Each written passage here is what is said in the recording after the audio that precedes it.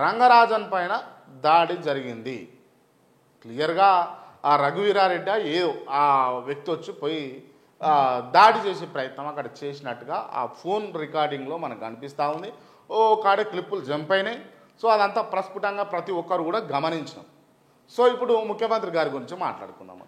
ముఖ్యమంత్రి గారు స్వయంగా ఫోన్ చేశారు. దీన్ని హర్షిద్దాం, హ్యాట్సప్ చెప్దాం. నిజంగా ఒక అర్చకునికి, ఆయన అంతో ఎంతో ఫేమస్ అయిన అర్చకుడు. రంగరాజన్ అంటే అందరు అర్చకుల లెక్క కాదు. ఆయన ఒక స్పెషాలిటీ ఉంది ఆయనకంటూ. సో ఆయనను ఇట్లా పరామర్శించడం అనేది ముఖ్యమంత్రి గారు ప్రశంసిస్తాం, దాన్ని మేము హర్షిస్తున్నాం, హ్యాట్సప్ కూడా చెప్తున్నాం ముఖ్యమంత్రి గారికి. కానీ ముఖ్యమంత్రి గారు మాట్లాడిన పదజాలానికి నిజంగా సిగ్గు అనిపిస్తుంది. ఎందుకు సిగ్గు అనిపిస్తుంది అని అంటే నేను ఒకసారి చెప్తాను. మీరు క్లియర్గా ఈయనతో మాట్లాడినటువంటి ఆడియో రికార్డు ఉంటే కనుక వినండి, దయచేసి యూట్యూబ్లో దొరుకుతుంది. నేను ప్లే చేయలేకపోతా ఉన్నా, కాపీరైట్ వస్తుంది కాబట్టి. సో ఏం మాట్లాడిండు అని అంటే, ఏమైంది గురుగారు ఒక్క మాట చెప్పరా మాకు గంతగానం జరిగితే.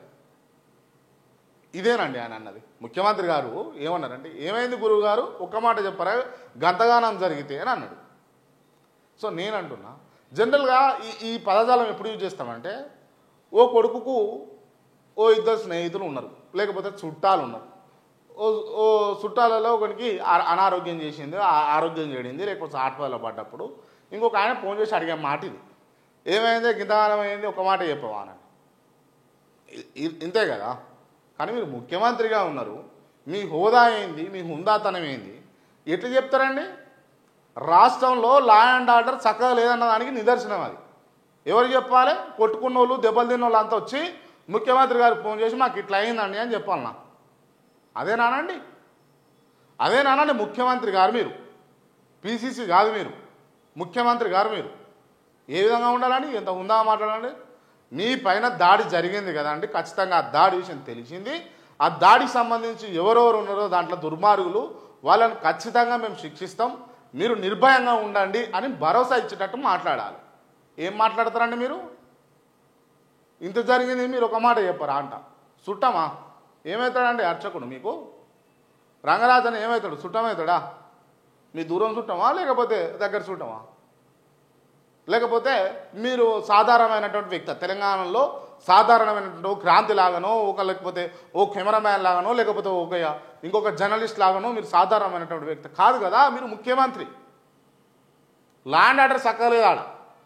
ల్యాండ్ ఆర్డర్ సక్కలేక దాడులు అవుతా ఉన్నాయి. హాస్టళ్లలో భూవ సక్కలేక అనారోగ్య పాలవుతూ ఉన్నారు విద్యార్థులు.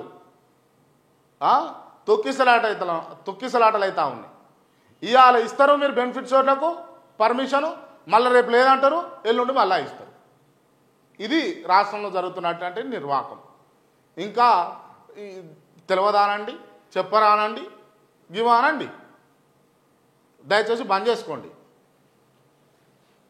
ముఖ్యమంత్రి మాట్లాడిన దానికి నేనైతే హర్షిస్తున్నా, సీరియస్గా చెప్తున్నా. సీరియస్గా చెప్తున్నా. Really hats off to Revanth. ఎందుకు అనంటే, ముఖ్యమంత్రి స్థానంలో ఉండి మీరు ఫోన్ చేశారు కదా దాడి జరిగినటువంటి అర్చకునికి, దానికి హ్యాట్సప్. కానీ మాట్లాడినటువంటి పద్ధతి అనేది అది కొంచెం ఇబ్బందికరంగా అనిపించింది. ఎందుకనంటే మీరే కదా రిప్రజెంటేటివ్, మీరే. రాష్ట్రంలో ఏ ఒక్కరికి ఏమైనా, రాష్ట్రంలో ఈ చిన్న పిల్లగాడి కాంచెల్లి 90 ఏళ్ళ 60 ఏళ్ళ ముసలమ్మల దాకా ఏం జరిగినా అది పూర్తి బాధ్యత మీదే. ఎందుకంటే ప్రతి ఒక్కరూ మీ పైన భరోసాతోటి బాధ్యతాయుతంగా మీరు ఉంటారని చెప్పేసి అనుకుంటున్నారు. అటువంటిది దాడులు జరుగుతూ ఉంటే, కొట్లాటలు జరుగుతూ ఉంటే, గుమ్మిలు జరుగుతూ ఉంటే ఇంకా మీరు ఫోన్లు చేసి మీదికి వచ్చి కింద జరిగితే చెప్పన్నారని అంటే సహించరు. బాగుంటుంది, అది పద్ధతి కూడా కాదు. దాడి జరగకుండా చూసుకోవాల్సినటువంటి బాధ్యత ప్రభుత్వానిది. దాడి జరగకుండా చూసుకోవాల్సినటువంటి బాధ్యత పోలీసు వ్యవస్థది. ఈ దాడి జరిగినాక పరామర్శలు కాదండి. రైట్, ఇది రేవంత్కి సంబంధించినటువంటి అంశం.